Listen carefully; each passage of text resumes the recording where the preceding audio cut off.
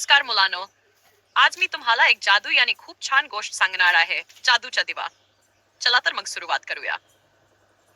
मृदू पार्श्वसंगीत आवाज. खूप वर्षांपूर्वी एका छोट्याशा गावात राहुल नावाचा गरीब पण हुशार मुलगा राहत होता. तो दिवसभर आईला मदत करायचा आणि रात्री अभ्यास करायचा. एकदा तो नदीकिनारी लाकडं गोळा करत होता. तिथे त्याला वारूत काढलेला जुना दिवा सापडला. त्याने दिवा स्वच्छ करायला घेतला आणि अचानक धुराच्या लोटातून एक मोठा जिन बाहेर आला. जिन्न म्हणाला, "मी या दिव्याचा जिन आहे. तू मला सोडलंस म्हणून मी तुझ्या 3 इच्छा पूर्ण करून देईन."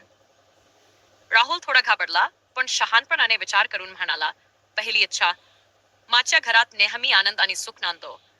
जिन्नने हात हलवला आणि राहुलच्या घरात गरिबी नाहीशी झाली. आईच्या चेहऱ्यावर हसू उमटलं.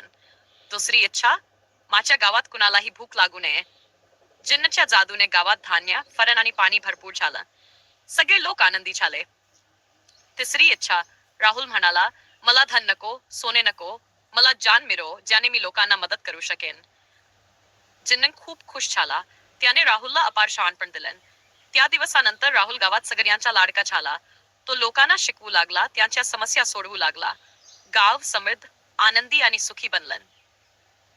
एंडिंग. प्रेरणादायी पार्श्वसंगीत आवाज. मुलांनो, या गोष्टीतून आपण काय शिकलो? खरी जादू सोने धनात नसते. खरी जादू म्हणजे दयाळूपणा, जाण आणि इतरांना मदत करणं. म्हणून नेहमी चांगल्या गोष्टींचीच इच्छा करायची.